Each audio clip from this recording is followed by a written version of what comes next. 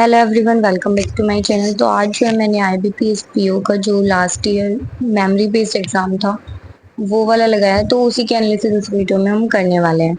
आप लोग देख सकते हो, ये IBPS PO prelims 2025 free memory based mock test है। ये 23 अगस्त को हुआ था।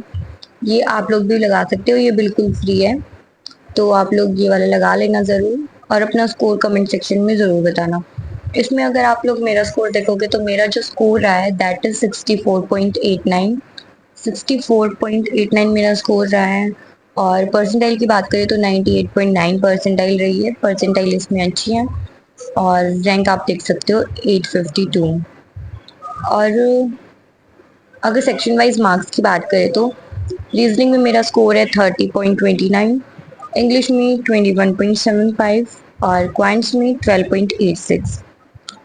तो ठीक है गाइस, अगर हम कंप्लीट एनालिसिस की बात करें कि कहाँ क्या मिस्टेक हुई और कहाँ कहाँ गलतियाँ करी हैं, तो वो देख लेते हैं। सबसे पहले इसमें रीजनिंग सेक्शन ओपन होता है आईबीपीएस पीओ के प्रीलिम्स एग्जाम में। अगर आपको याद हो या फिर आपने नहीं दिया है पहले एग्जाम, तो आप लोग मॉक टेस्ट के थ्रू ये देख सकते हो कि पहले क्या ओपन होता है। वैसे चेंज भी हो जाता है कभी कभार, तो ऐसा कुछ नहीं है कि ज़रूरी है यही ओपन होगा। वो नोटिफिकेशन आती है ना, और जो उस नोटिफिकेशन में टेबल जिस तरीके से बनी होती है उसी तरीके से हमारे एग्जाम में भी आता है। तो हम नोटिफिकेशन आएगी उस टाइम पे ये चीज़ देख सकते हैं। तो सबसे पहले एक पजल है। इसमें दे रखा है दो तो डेट दे रखे हैं, एक ओड एक इवन, और फिर 3 मंथ दे रखे हैं और वेरिएबल दे रखे हैं।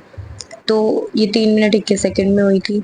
उसके अलावा ये ओड वन आउट था। इसमें फर्स्ट टू के अंदर दो दो का मतलब बीच में दो का गैप था और दो छोड़ के फिर तीसरा लिख रहे थे, तो सिर्फ फर्स्ट के दो लेटर से ही पता चल रहा था। इसमें एक वर्ड बनाना था। अच्छा, ओमिट बन रहा था। मुझे उस टाइम पे ओमिट बिल्कुल ध्यान नहीं आया। मुझे लगा कि कुछ नहीं बनेगा, इसलिए मैंने कोई भी वर्ड नहीं बन रहा उसके लिए जेड बोला था इन्होंने, तो मैंने जेड मार्क किया था। लेकिन एम मतलब एक वर्ड नहीं, इन्होंने ये पूछा होगा ना लेफ्ट से सेकंड पे कौन सा है। ओमिट में लेफ्ट से सेकंड पे एम आएगा, तो एम आना था इसका आंसर। इसके अलावा ये वाला, ये भी लास्ट में मैंने जल्दी जल्दी में किया था। देख सकते हो आप 36 सेकेंड्स के अंदर। और इसमें भी गड़बड़ हो गई है। मैंने सिर्फ 5 ही ढूंढे हैं, लेकिन इसमें आने थे 7। तो इन क्वेश्चंस में लास्ट में मिस्टेक हो जाती है। और एक ये ब्लड रिलेशन मेरा रह गया था, क्योंकि टाइम इतना नहीं था। मैंने सोचा 5 मार्क्स वाली पजल्स को ज़्यादा प्रेफरेंस देती हूँ, और अच्छा भी हुआ है। मतलब पजल बन गई है सारी, पजल में कोई गड़बड़ नहीं हुई। मतलब नहीं बनती है तो दुख होता है कि एक बार ब्लड रिलेशन ट्राई कर लेती तो अच्छा होता। एक ये वाली पजल भी छोड़ी थी, सर्टेन नंबर ऑफ पर्सन वाली, ये लास्ट के लिए छोड़ी थी मैंने। अगर टाइम बचता तो ज़रूर करती, लेकिन टाइम अप हो गया था, क्योंकि इसमें सिर्फ 3 क्वेश्चन थे और बाकी जितनी पजल थी सब में 5-5 क्वेश्चन थे। उसके अलावा ये 14% वाली पजल थी। रो 1 नॉर्थ में देख रही है, रो 2 साउथ में देख रही है, इस तरीके से इनको अरेंज करना था। देन उसके बाद 2 क्वेश्चन इनइक्वालिटी के थे, शायद 2 या 3। हाँ, 3 क्वेश्चन थे इनइक्वालिटी के। देन एक और पजल है, इसमें 6 पर्सन है, एक के बाद एक जा रहा है। मतलब नॉर्मल जैसे हम बनाते हैं 1 to 6 नंबरिंग कर लो या विदाउट नंबरिंग ट्राई कर लो। मैंने विदाउट नंबरिंग स्टार्ट किया था, लेकिन 2 ही पॉसिबिलिटी बन रही थी, तो मैंने नंबरिंग भी डाल दी थी साथ के साथ ही। तो उस हिसाब से ये भी बन गया था, इसे 3 मिनट 12 सेकेंड में बन गया था ये। उसके अलावा एक और पजल थी, ये हमारी ईयर बेस्ड पजल। 8 पर्सन है, 8 ईयर दे रखे हैं, एज निकाल के उसके बाद हमें ये करना था। ये भी हमारा हो गया था 2 मिनट 28 सेकेंड में। उसके अलावा लास्ट में 3 सिलोगिज्म्स के क्वेश्चन थे, ये मेरे ठीक हुए हैं। ठीक है, इसके बाद इंग्लिश की बात करते हैं। तो इंग्लिश में सबसे पहले एरर वाले क्वेश्चन हैं। इसमें मैंने नो एरर सेलेक्ट किया था। इसमें मुझे लग तो रहा था that was so much fascinating, so नहीं आना था, वेरी आना था। तो यही मिस्टेक इसमें मुझे लग भी रहा था, थोड़ी सी मिस्टेक लग रही थी, लेकिन कई बार ऐसे ही होता है। ये 2 वर्ड्स का मीनिंग मुझे ध्यान तो आ रहे थे, लेकिन धुंधले धुंधले से ध्यान आ रहे थे। एब्स्ट्रैक्ट डिफिकल्ट टू अंडरस्टैंड होता है, तो इसलिए मैंने इनको स्किप ही कर दिया। और इनमें रोंग बताना था और राइट नहीं बताना था। इनिमिकल, हार्मफुल और होस्टाइल होता है, तो इनमें ध्यान से हमें पढ़ना पड़ता है। ऊपर जो हमारी जो भी इंस्ट्रक्शंस दी गई है उनको अगर ध्यान से नहीं पढ़ते हैं तो कई बार एग्जाम में भी गलती करके आते हैं। पूछा राइट होता है, हम रोंग बता के आ जाते हैं। कुछ रॉन्ग होता है हम राइट बता के आ जाते हैं। तो ध्यान से स्टेटमेंट को पढ़ने की आदत मॉक टेस्ट से ही बनाओ, तभी जाके सही होगा। उसके बाद ये इंटरचेंज करने वाले थे, ये भी ठीक हुए हैं। देन इनका लेवल भी अच्छा था, सोचना पड़ रहा था। उसके बाद बात करें तो इसमें फिलर्स वाले क्वेश्चन है। फिलर्स, ये डार्क होल्स का मतलब मुझे पढ़ा पढ़ा तो लग रहा था, बट मुझे मीनिंग अच्छे से ध्यान नहीं आ रहा था, तो इसका ये आंसर आना था। देन उसके बाद कॉलम बेस्ड क्वेश्चन है एक। उसके बाद फिर पैराजम्बल आ जाता है। पैराजम्बल में काफ़ी कंफ्यूजन हो रहा था, बट सही बना है पैराजम्बल। तो पैराजम्बल में ये वाली स्टेटमेंट्स के बाद भी कंफ्यूजन हो रहा था, क्योंकि सारी स्टेटमेंट ऐसा पढ़ के यूँ पता नहीं चल रहा था कि हाँ यही फर्स्ट स्टेटमेंट हो जाएगा। थोड़ा सा कंफ्यूजन हो रहा था, बट एट लास्ट मेरा ठीक बना है। तो मैंने 2-3 बार सोच के फिर अच्छा खासा टाइम, मतलब लगभग 2 मिनट लगाई थी मैंने इस क्वेश्चन में, तो मुझे यही सही लगा। और अच्छी बात ये ठीक हुआ है।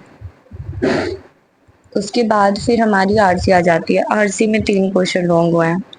आरसी तो प्रैक्टिस मांगती है, और ये फिलिंग द ब्लैंक्स, ये सारे ही ऐसे लग रहे थे कि सारे ही आ सकते हैं। अगर आप इस सेंटेंस को पढ़ के देखोगे ना, the food must not only be delicious but also travel well.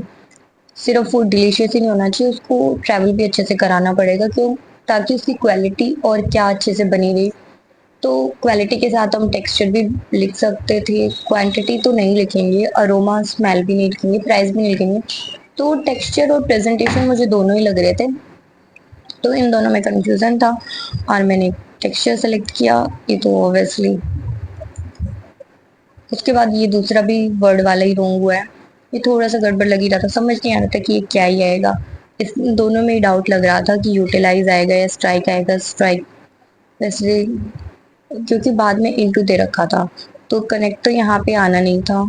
और ability to dash into the lucrative market, market के अंदर एंटर करने की बात हो रही थी, या उससे रिलेटेड इस तरीके से कुछ बात हो रही थी, तो इसमें मुझे इस कंफ्यूजन ही था। तो कंफ्यूजन वाले पता नहीं मेरे रॉन्ग भी क्यों। और तीसरा भी आज तो हद ही हो गई, 3 वोकैब के क्वेश्चन थे आरसी में और तीनों ही गलत है।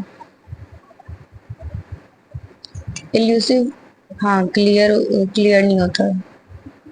अच्छा, एंटोनियम पूछा था कि इसमें मैंने इसका सिनोनियम के तरीके से बताया, ये मैंने पढ़ने में मिस्टेक की है, इसीलिए तो मैंने यहाँ पे डिफिकल्ट चूज किया है, क्योंकि मुझे लगा सिनोनियम पूछा गया है।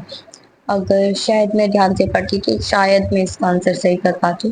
क्वांट्स की बात करें तो क्वांट्स में तो अच्छा लेवल था, और डीआई में भी मैंने 2 क्वेश्चन स्किप करे हैं।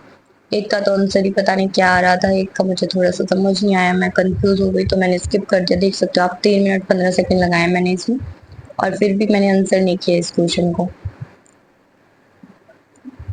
इसमें भी 2 मिनट 40 सेकंड लगाए हैं, फिर भी आंसर नहीं किया।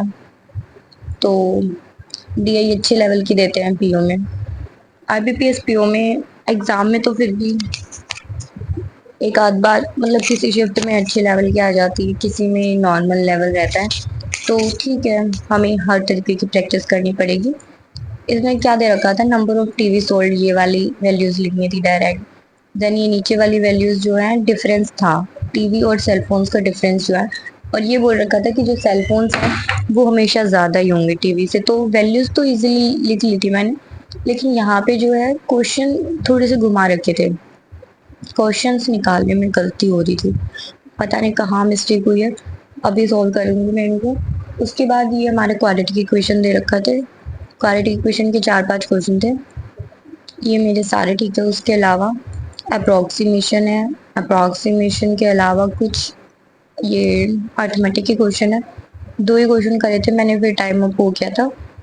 देन उसके अलावा जो मैंने छोड़ रखे हैं उसमें अर्थमेटिक है, एक डीआई है, केसलेट है। इसमें क्या क्या दे रखा है, 3 तो स्कूल दे रखे हैं, एक लैब असिस्टेंट और प्रोफेसर के नंबर, मतलब नंबर ऑफ स्टाफ्स दे रखे हैं, कितने हैं, कौन से स्कूल में कितने कितने हैं। ये मैंने ट्राई भी नहीं किया गाइस, आप देख सकते हो 0 सेकेंड लगाए, मैं लास्ट तक मैं पहुंची नहीं, मैंने सिर्फ यहाँ तक ही पहुंची थी। यहाँ पे मैंने बीच में क्लिक करके वैसे दिखा था जब बिल्कुल 4-5 सेकेंड रह गए थे। उसके अलावा एक ये वाला क्वेश्चन, मतलब ये मैंने किया नहीं, कोई डीआई थी ये, तो इस डीआई में क्या दे रखा था वो भी थोड़ा सा देख लेते हैं। इसमें 5 तो शॉप्स दे रखी हैं, डिफरेंस दे रखी हैं रेड और ब्लू के बीच में, और रेड वाले की परसेंटेज दे रखी है। तो रेड वाले की परसेंटेज दे रखी है, बाकी के जो बच के वो ब्लू की परसेंटेज लिख लेंगे। इन दोनों के बीच में जो डिफरेंस होगा उसकी वैल्यू ये है, तो सबकी वैल्यू तो निकल आएगी।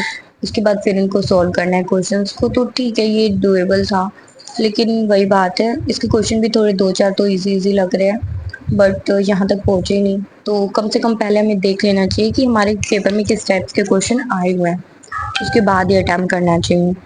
तो ठीक है गाइज, आप लोगों ने देख लिया मेरा क्या कुछ स्कोर रहा है, क्या परसेंटाइल रही है, क्या एनालिसिस रहा है। अगर आप लोगों ने भी ये वाला मॉक टेस्ट लगाया, ये मेमोरी बेस्ड IBPS PO का 2025 वाला, तो आप लोग इसका स्कोर, रैंक और परसेंटाइल जो है ज़रूर शेयर करना कमेंट सेक्शन में मेरे साथ। और all the very best guys, आप लोग अच्छे से अपनी तैयारी करते रहो, और कोई भी डाउट हो आपको तो कमेंट सेक्शन में आप लोग पूछ सकते हो।